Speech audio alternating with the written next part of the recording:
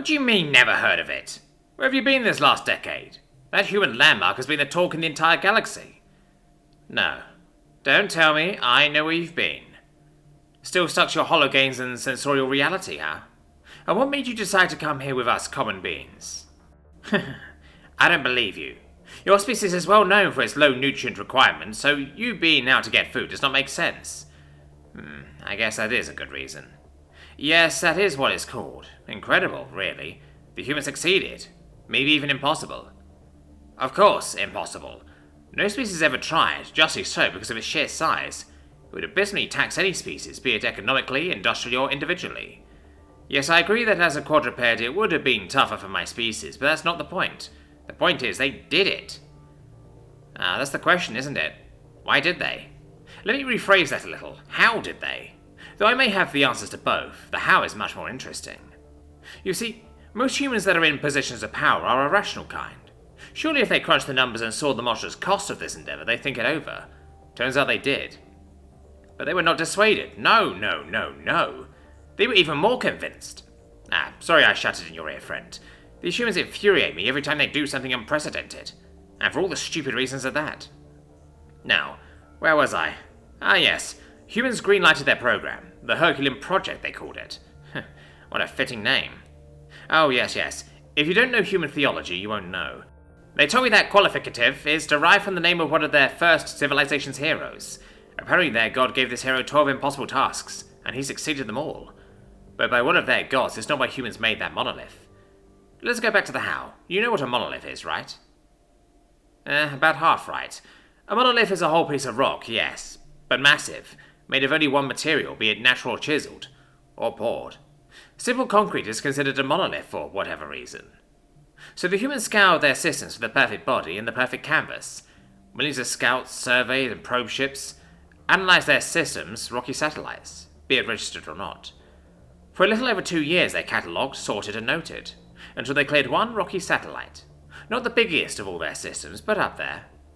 They chose it for its convenient existence. Big enough to double or triple their goal, but not so big that the core is magma. Absolutely barren and devoid of life, so not to disturb any. A far below average percentage of mixed basic compounds compared to its size. Sufficient number of other satellites, so the balance don't go off. Its planet big enough so the lack of gravitational pull is minimal, and maybe a few others I've forgotten. And 3 cycles later, they finished engineering and producing the 100th planetary mover. A planetary mover? Of course, a planetary mover doesn't mean anything. It doesn't to any species.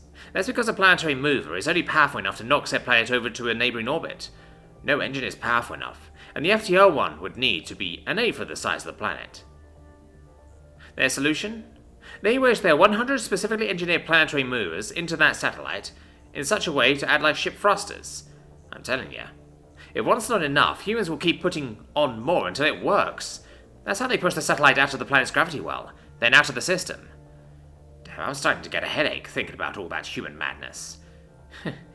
Yeah. Well, you remember when I said specifically engineered?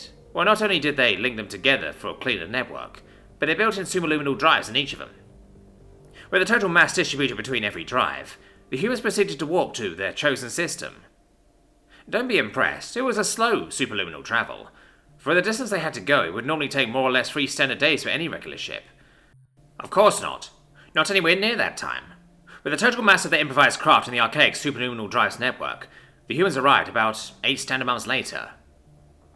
Orbiting it around the planet it is displayed at, the real work started. While moderately terraforming its new planet, they started to carve out the underside matter from the planetoid. Like sculpture artists, they chiseled with measured precision the shape it would take. Huh? Of course it took a long time. In fact, it took them a little over 3 centuries to do so. And it would have taken longer if they didn't commit 5 billion workers for the task. How observant of you. It is indeed HSM Corp. Just before they officially merged from half a dozen human companies. Friend. I didn't know it is them who did it. All the industry thingamajig is my brother's specialty. You look entertained. You should talk to him sometime. He's even more passionate than I. Well, the tale is almost finished. So, almost a century to be made, and they finished it 2 decades ago. Then they took 1 decade to inspect and validate everything. This. Of course every species suspected something was happening. We just didn't know what. Probably one of the reasons it's so much talked about. Hushed rumours spread like wildfire before the monolith of man was unveiled. Since then, they shuttered its name like an erupting volcano. The thing about humans is, even though they are as divided as they are numerous, they are as one for the most unbelievable things, or the stupidest. The humans shut out every travel to 8 light years near their operations every step of the way, and every one of them kept secret or was vague about the subject. Of course, that in itself fueled the fear of the many, hence they tried to look into it. No one was able to come close, even stealthily. And the millennial neutrality was strained, as their normally defensive military was actively and densely patrolling the sector.